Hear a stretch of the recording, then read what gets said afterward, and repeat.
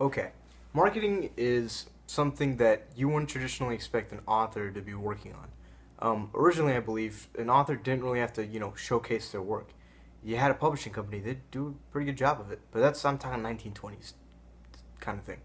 Nowadays, an author has to be on top of the game everywhere. So start off, work with your sales team.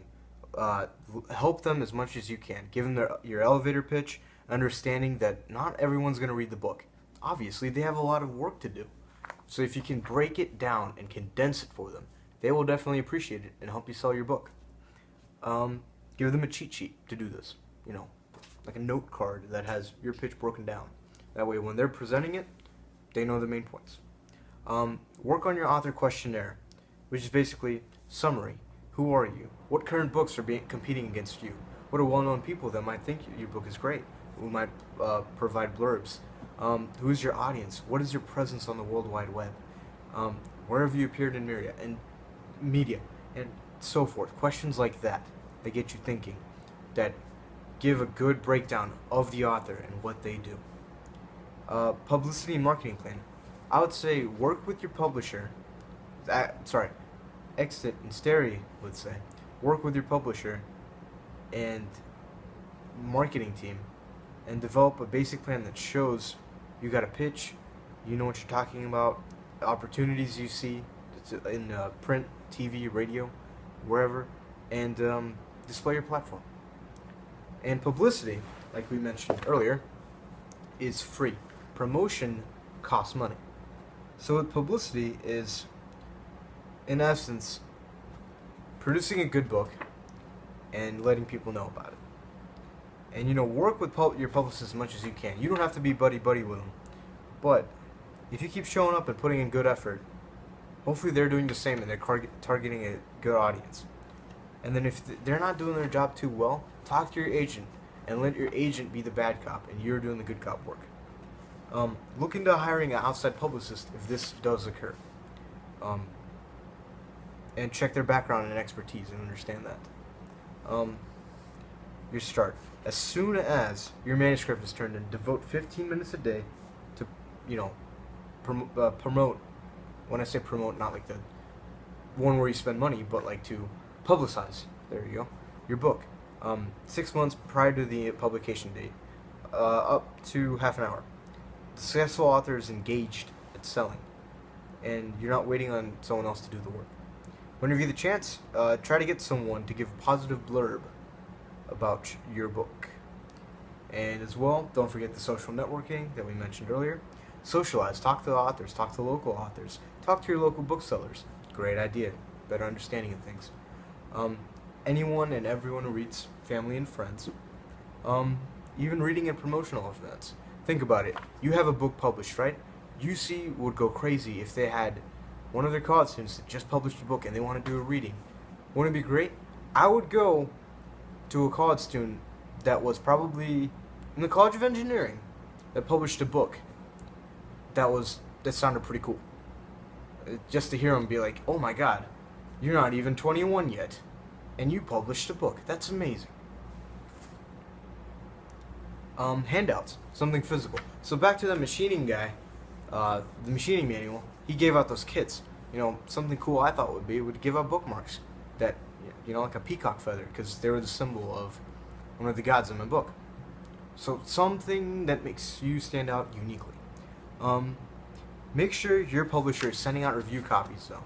That's very important because you want to get reviews, and even bad reviews can help you with sales.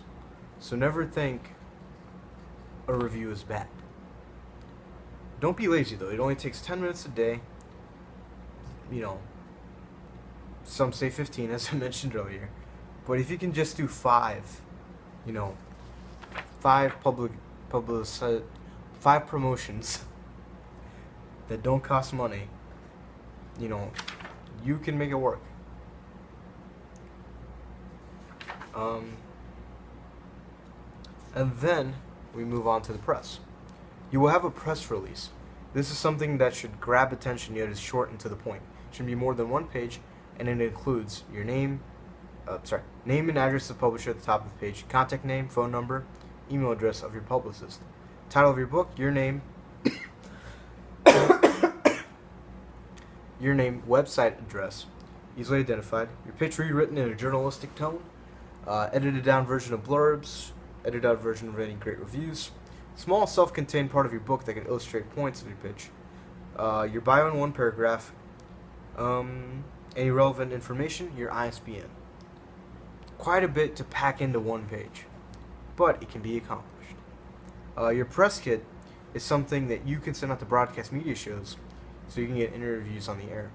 And that includes your press release, a full bio, an author photo that's professional, not something you took with your smartphone in the bathroom, reviews and blurbs, articles about you, topics for discussion. See, something cool I really thought in the readings was that if you send a radio show, like, the host, like, questions pre-prepared, or stuff they can discuss with you, it shows that you're both professional and ready to be engaged.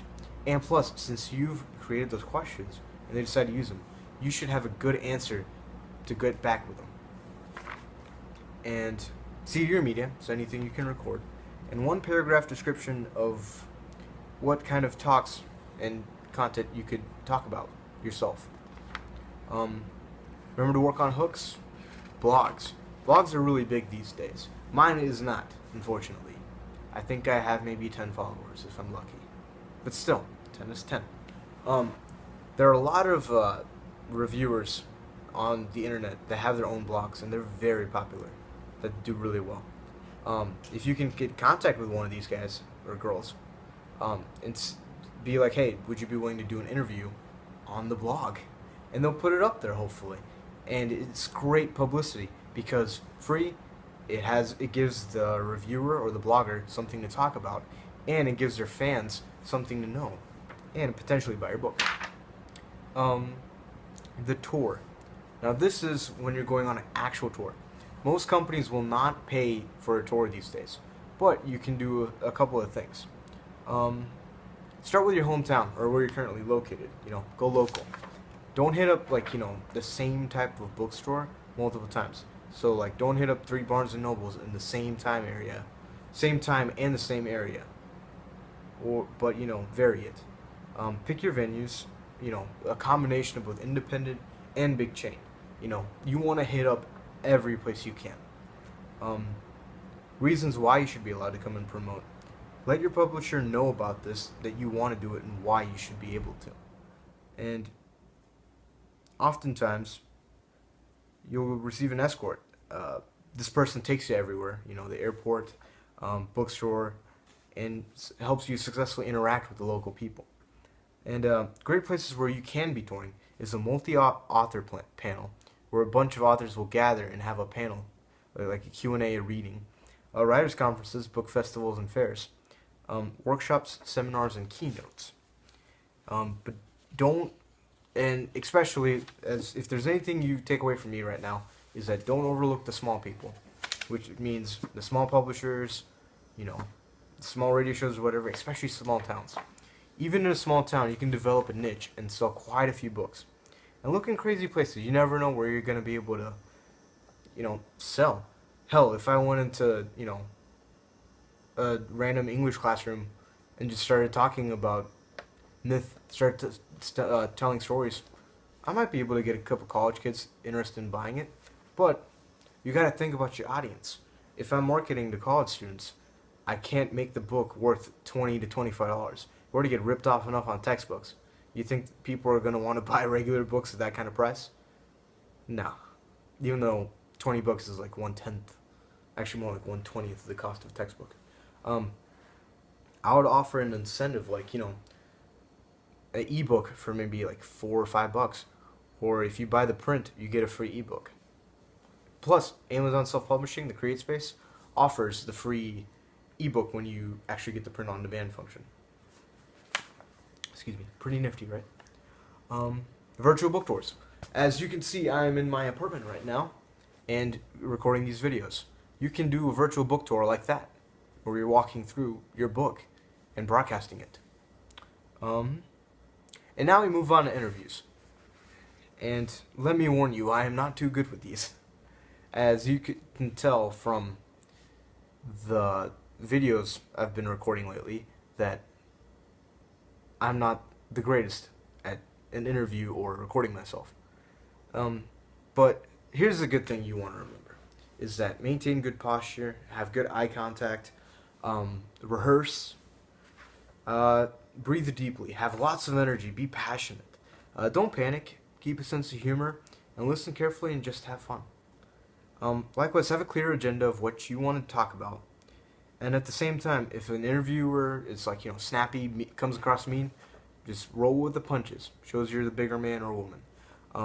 But if you're very uncomfortable with approaching a journalist like this, let your publicist know so you can avoid that. Be passionate, because that's what's going to sell you in the end.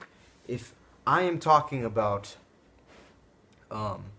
engines while I'm on the interview and I don't care about engines, it's going to completely screw me over.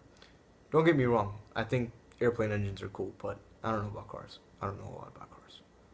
But back to the point. I am very passionate about Hindu mythology. I've been researching it and asking my family and people I come across from my culture a bunch of questions and everything. So I'm driven.